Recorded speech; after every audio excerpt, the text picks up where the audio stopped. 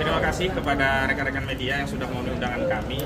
Yang pertama yang kami ingin sampaikan bahwa kehadiran kami di sini sebenarnya merespon apa yang sudah dilakukan oleh Saudara Joko Widodo dan sejumlah pendukungnya. Pertama pada tanggal 26 September yang lalu melalui DPP Partai Solidaritas Indonesia atau PSI, Ketua DPP-nya Ahmad Ali meminta kepada Presiden Republik Indonesia untuk terlibat dalam kemelut kasus ijazah palsu Saudara Joko Widodo, termasuk kasus ijazah SMA Saudara Gibran Raka Buming Raka. Dan kemudian pada tanggal 2 Oktober 2025 yang lalu kita ketahui kubu Joko Widodo yang juga mencatut nama pendukung Prabowo Gibran dengan pro Jokowi, juga Jokowi Mania, mengadakan konferensi pers yang salah satu tuntutannya adalah menuntut klien kami, Pak Roy Suryo dan yang lainnya untuk segera ditetapkan menjadi tersangka. Dan terakhir kita tahu bahwa Saudara Joko Widodo berkunjung kepada Presiden Republik Indonesia pada 2 Oktober yang lalu, meskipun tidak dibocorkan atau disampaikan kepada media apa yang menjadi agendanya. Kami menduga bahkan meyakini di antara agendanya adalah membahas soal ijazah yang hari ini masih menjadi kemelut, termasuk ijazah putranya yang saat ini menjadi Wakil Presiden Republik Indonesia yang bermasalah karena diduga tidak memenuhi syarat sebagaimana diatur pasal 169 huruf R Undang-Undang Nomor 7 Tahun 2017. Baik, yang pertama ingin kami sampaikan adalah pertama begini kepada Pak Presiden Prabowo Subianto juga seluruh pendukungnya, kami tegaskan bahwa advokasi terkait mengungkap ijazah Saudara Joko Widodo ini tidak ada hubungannya dengan Presiden Prabowo Subianto, baik secara pribadi apalagi sebagai pejabat kepala negara sekaligus kepala pemerintahan. Sehingga kami memahami bahwa narasi Prabowo Gibran yang dilibatkan dalam press conference yang dilakukan oleh pendukung Joko Widodo yang diantaranya menuntut klien kami untuk segera ditetapkan tersangka adalah narasi yang ingin meminjam kekuasaan untuk terlibat mendukung Saudara Joko Widodo dalam kemelut ijazah palsunya. Kami tegaskan bahwa kasus ijazah palsu ini hanya dan untuk atas nama Saudara Joko Widodo, tidak ada kaitannya dengan Presiden Republik Indonesia hari ini, yakni Prabowo Subianto, baik secara pribadi maupun kelembagaan. Selanjutnya kami ingin tegaskan bahwa klien kami ada temuan baru melalui data yang ditemukan di Komisi Pemilihan Umum, yakni data ijazah yang sudah dilegalisir yang itu merupakan milik Saudara Joko Widodo yang pernah digunakan untuk kontestasi Pilpres pada tahun 2019 yang lalu. Nah, data ini mengkonfirmasi bahwa objek penelitian klien kami, baik yang menggunakan ahli digital forensik yakni Saudara Roy Rismond Sianipar, Dr. Rismond Sianipar, juga menggunakan pendekatan telematika dengan error level analisisnya Bapak Roy Suryo, itu mengkonfirmasi bahwa objeknya sama, dan karena objeknya sama maka kesimpulan yang sudah disampaikan kepada publik yakni 99% ijazah itu palsu atau dengan nomenklatur yang lain Dr. Rismond Sianipar menyebut ini 11.000 triliun persen palsu, makin kuat karena selama ini kan yang menjadi soal adalah Saudara Joko Widodo tidak pernah mau menunjukkan ijazahnya.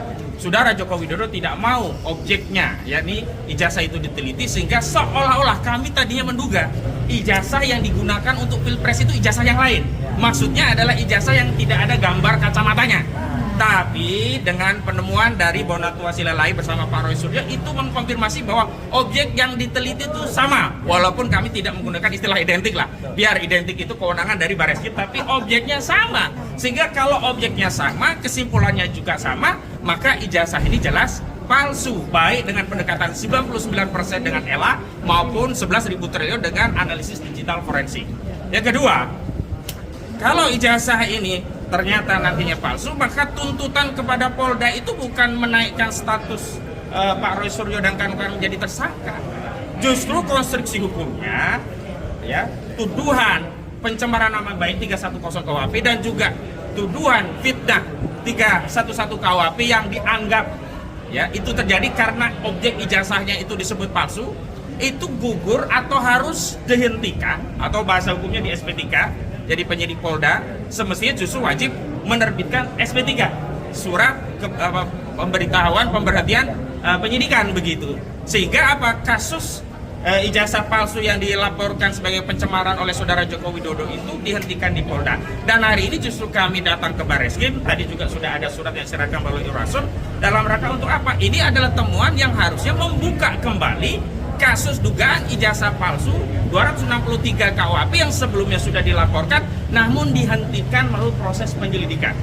Tapi yang paling penting adalah nomenklatur penghentian penyelidikan itu bukan nomenklatur yang menjadi kewenangan penyidik, karena penyidik sebenarnya tidak punya kewenangan untuk menghentikan dalam bentuk surat keputusan seperti SP3. Karena penyelidikan itu kapanpun ketika ada bukti yang bisa ditelaah lebih lanjut ya bisa dibuka kembali. Karena itulah kami tadi juga melalui Irwasum, melalui Pak Rizal Fadila sudah mengirim surat dan nanti suratnya akan ditelaah lebih lanjut.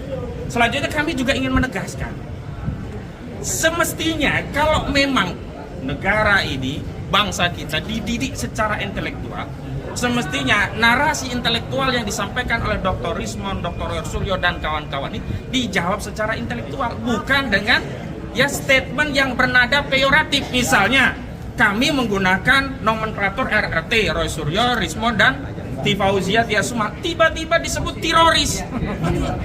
Benar-benar tidak bermoral begitu loh. Memang benar kalau mereka merasa diteror dengan kasus ijazah palsu ini, sederhana dijawab dengan meminta kepada Presiden Joko Widodo, Presiden ke-7 Republik Indonesia, untuk menunjukkan ijazahnya. Sebenarnya yang membuat teror, yang memecah belah adalah keengganan saudara Joko Widodo untuk menunjukkan ijazahnya. Mulanya kami tidak tahu motifnya apa, kenapa tidak segera ditunjukkan, padahal itu sederhana. Tetapi setelah ada temuan di KPU, ternyata objeknya sama yang sebelumnya. Ya, Sandi dari PSI itu mengatakan itu bukan diperoleh dari Presiden Joko Widodo yang Presiden ke-7 ini. Kami anggap tadinya ada produk lain. Tapi kalau ternyata produknya sama, wajar kemudian saudara Joko Widodo enggan atau tidak mau menunjukkan ijazah yang sudah dikualifikasi palsu melalui penelitian. Dan saya juga ingin tegaskan demikian, intervensi daripada masyarakat kepada institusi kepolisian itulah yang menjadi masalah di negeri ini.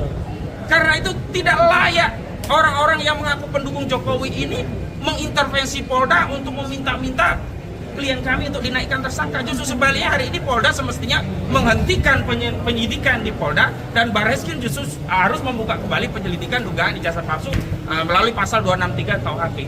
Kenapa demikian? Karena mereka yang konferensi pers pada tanggal 2 Oktober yang lalu itu tidak punya legal standing. Statement tentang minta untuk naik status tersangka pada kasus pencemaran setidak-tidaknya baru bernilai kalau itu disampaikan langsung saudara Joko Widodo karena dia selaku pelapornya yang merasa dicemarkan, direndahkan serendah-rendahnya, dihinakan seindah-indahnya, bukan gerombolan mereka yang kemarin kompres begitu. Atau setidaknya kuasa hukum, dan kami ya komunikasi baik dengan kuasa hukum saudara Joko Widodo relatif elegan, tidak mengambil porsi yang bukan porsinya. Ini siapa mereka-mereka ini? Tapi karena mereka sudah berstatement di depan publik, bahkan terakhir mau demo dengan pakai bikini, nah kami perlu ya merespon itu agar tidak dianggap kalau kami diam dianggap pembenaran atau persetujuan terhadap konferensi pers mereka.